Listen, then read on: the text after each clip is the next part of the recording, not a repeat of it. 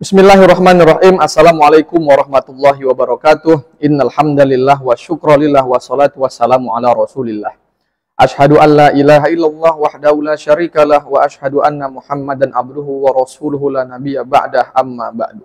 Ada pertanyaan tentang seputar jenazah, yaitu tentang menguburkan jenazah. Jadi ada kaitannya antara menguburkan sama kafan jenazah.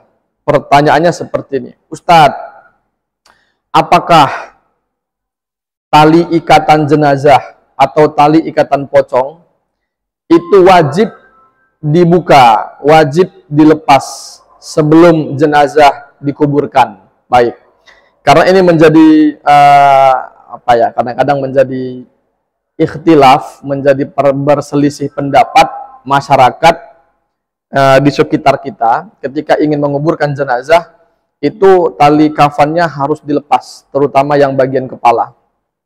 Kita bilang tali kain kafan lah ya, jangan tali pocong, karena kesannya negatif jadinya.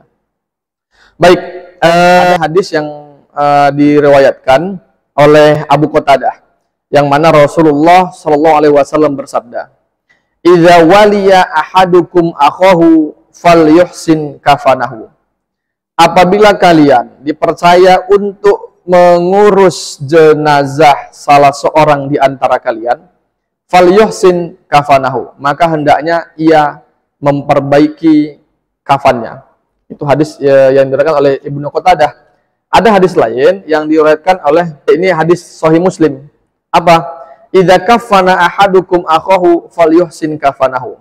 Apabila salah seorang di antara kalian mengkafankan saudaranya, maka hendaklah ia memperbaiki kafannya, atau membuat kafannya itu sebaik mungkin, serapi mungkin. Jadi dasarnya tadi seperti itu. Kenapa Rasul mengatakan seperti itu? Fa innahum yatazawwaruna fi kuburihim. Karena mereka nanti akan saling berziarah satu sama lain di kuburnya. Ada hadis yang lain, yaitu dari Jabir bin Abdullah. Rasulullah Shallallahu Alaihi Wasallam bersabda, "Ahsinu akfana mautikum, fa innahum yatabahawna wa yatazawwaruna." Artinya sama juga, yaitu perbaikilah cara kalian mengkafankan orang-orang mati di antara kalian. Jadi perlu kita pahami kembali bahwasanya karena Rasulullah Shallallahu Alaihi Wasallam menganjurkan, memerintahkan kita untuk mengkafankan jenazah dengan cara yang terbaik, dengan cara yang sebaik-baiknya, maka sebaik-baiknya dalam pengertian ini kita pahami adalah rapi, tidak asal-asalan. Nah, sebagaimana kita ketahui bersama bahwasanya kain kafan itu tidak berjahit, hanya lembaran-lembaran saja, tidak ada kancingnya, tidak ada resletingnya. Maka yang harus kita ketahui bersama lagi bahwasanya fungsi tali ketika mengikat jenazah adalah untuk merapikan tali, untuk merapikan kain kafan, untuk memperbaiki kain kafan, dalam rangka menjalankan anjuran Rasulullah, ahsinu akfana mautikum. Ada lagi falyuhsin kafanahu. Jadi bagaimana kita setelah mengkafankan jenazah, setelah kita balut, kainnya tidak lepas, maka menggunakan tali tadi. Jadi fungsi dari tali pengikat jenazah ini adalah untuk merapikan kain kafan. Jadi sebenarnya tidak ada kewajiban tali tersebut. Cuman kalau tidak ditalikan, tidak diikat pakai tali, khawatir ketika diangkat terbuka kain kafannya. Karena kan jenazah tidak memakai pakaian, yang kita khawatirkan terbuka auratnya dan lain sebagainya. Itu yang kita khawatirkan. Maka setelah jenazah dikafankan, maka dianjurkan untuk mengikat dalam rangka falyuhsin kafanahu, untuk memperbaiki cara kita mengkafankan jenazah agar nampak rapi. Baik, selanjutnya, jadi sebenarnya tali ini adalah melepas tali ikatan jenazah itu adalah urfun. Urfun itu kebiasaan, adat. Jadi tidak ada di sana wajib atau haram atau lain sebagainya, hanya saja kebiasaan, namanya kebiasaan adat suatu kaum. Ketika tidak dikerjakan, maka kesannya ada hal-hal yang kurang. Jadi urfun, adatun. Nah, jadi melepas tali itu dia sebagai teknis pelaksanaan. Jadi teknis pelaksanaan itu rata-rata adalah urfun, kebiasaan, adat. Nah, karena kan di dalam al-adillah asyariyah al-mukhtalaf fiha, di antara dalil-dalil Kalau dalil yang muttafaq ada Quran, Sunnah, Ijma' Qiyas.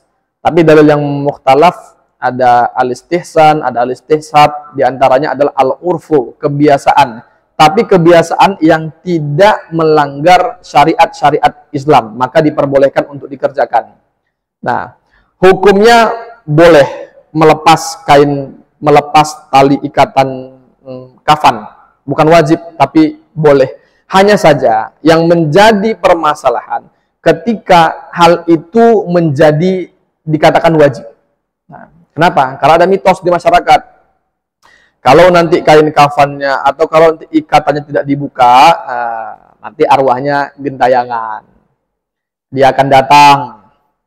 Atau mungkin ada nanti tanda-tanda dari suara burung gagak. Oh, berarti itu tadi ikatannya belum dibuka. Jangan sampai jenazah yang sudah dikuburkan, tapi ikatan kepalanya, tangannya belum dibuka, itu jangan sampai kuburannya dibuka. Karena tidak wajib hukumnya membuka tali kafan daripada jenazah. Itu hanya menjadi urfun, kebiasaan, atau menjadi adat orang-orang terdahulu yang sampai sekarang masih kita kerjakan. Jadi hukumnya boleh dan tidak wajib. Nah, tapi kalau kita melihat dalam beberapa kitab, contoh misalnya kitab At-Taqrirat As-Sadidah. Ini kitabnya. Ini kitab At-Taqrirat As-Sadidah fil Masail Al-Mufidah. Di sini dijelaskan bahwasanya wa yahullu isobatal kafni allati inda ra'sihi yahullu, berarti diperbolehkan membuka ikatan kain kafan yang ada di kepalanya saja. Dibuka ikatan yang ada di kepalanya. Wa yakshifu khaddahul aiman, dan dibukalah bagian kain kafan yang ada di pipi sebelah kanan. Wa yad'u alat turabi, dan langsung pipinya itu disandarkan dengan tanah.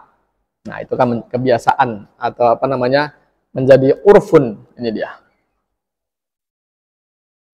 Baik, sini dia. Nah, jadi yang menjadi kebiasaan itu, yang menjadi adatnya, nggak sah, kayak kira-kira kurang sah kalau misalnya ditinggalkan. Setelah jenazah diletakkan di dalam liang lahatnya atau dalam liang syaknya, maka dibuka ikatan kepalanya, kemudian dibuka sedikit kafan yang pas di sebelah bawah, berarti sebelah kanan, langsung menempellah di sini tanahnya tadi. Ya, ini tidak menjadi wajib, ya kan? Hanya kebiasaan yang biasanya dilaksanakan oleh orang-orang terdahulu dan sampai sekarang itu masih kita kerjakan. Baik, itu saja mungkin, lebih dan kurangnya mohon maaf. Wabillahi taufiq wal hidayah. Wassalamualaikum warahmatullahi wabarakatuh.